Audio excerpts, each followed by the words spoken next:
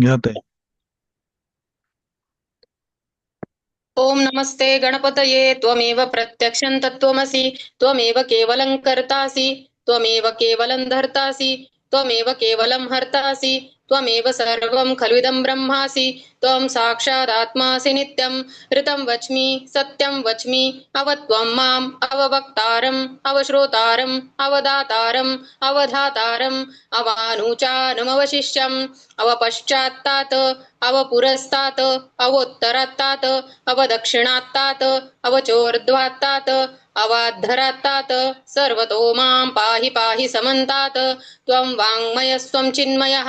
त्वमानन्दमयस्त्वं ब्रह्ममयः त्वं सच्चिदानन्दाद्वितीयोऽसि त्वं प्रत्यक्षं ब्रह्मासि त्वं ज्ञानमयो विज्ञानमयोऽसि सर्वै जगदं तत्तो जायते सर्वै जगदं तत्तत्तिष्ठति सर्वै जगदं त्वयि लयमेष्यति सर्वै जगदं त्वयि प्रत्येति त्वां भूमिरापो नलो निलो नभः त्वं चत्वारि वाक्पदानि त्वं गुणत्रयातीतः त्वं देहत्रयातीतः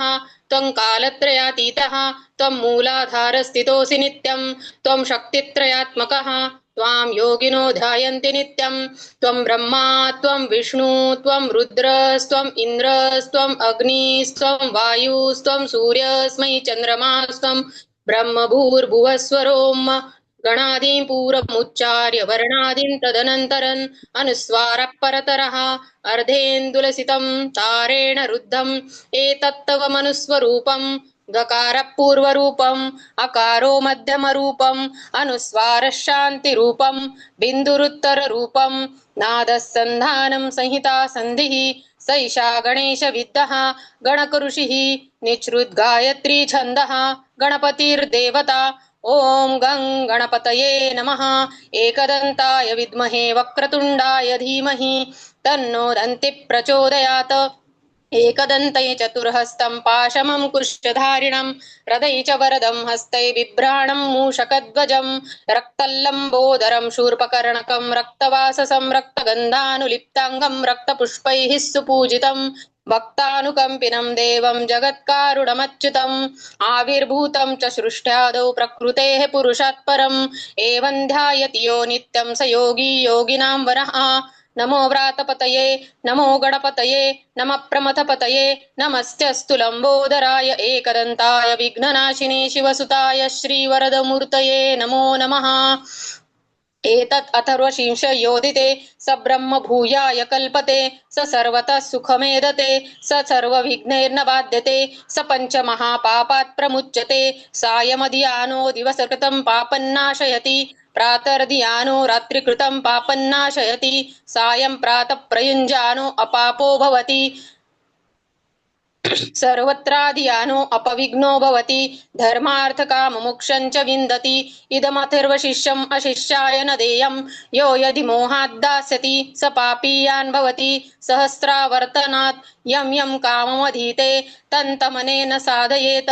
अनेन गणपतिम् अभिषिञ्चति स वाग्मी भवति चतुर्थ्यामनश्नं जपति स विद्यावान् भवति स यशोवान् भवति इति अथर्वणवाक्यं ब्रह्माद्यावरणं विद्यात् न बिभेति कदाचनेति यो दुर्वाङ्कुरैर्यजतीति स वैश्रवणोपमो भवति यो लाजैर्यजति स यशोवान् भवति स मेधावान् भवति यो मोदकसहस्रेण जयति स वाञ्छितफलम् अवाप्नोति यः साध्यसमिद्भिर्यजति स सर्वं लभते स सर्वं लभते अष्टौ ब्राह्मणाः सम्यक् ग्राहयित्वा सूर्यवर्चस्वी भवति सूर्यग्रहे मानद्यां प्रतिमा सन्निधौ वा जप्त्वा सिद्धमन्त्रो भवति महाविघ्नात् प्रमुच्यते महादोषात् प्रमुच्यते महापापात् प्रमुच्यते स सर्वविद् भवति स सर्वविद् भवति य एवं वेद इत्युपनिषद् ॐ सहना भवतु सहनो भुनक्तु सह वीर्यं करवावहै तेजस्विनावधीतमस्तु मा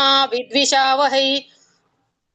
ॐ भद्रं कर्णेभिः शृणुयाम देवाः भद्रं पश्येमाक्षभिर्यजत्राः स्थिरैरङ्गैस्तुष्टुवंसस्तनूभिर्व्यशेम देवहितं यदायुः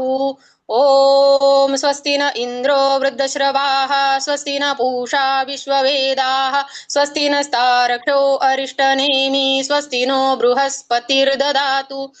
ॐ शान्ति शान्ति शान्तिः।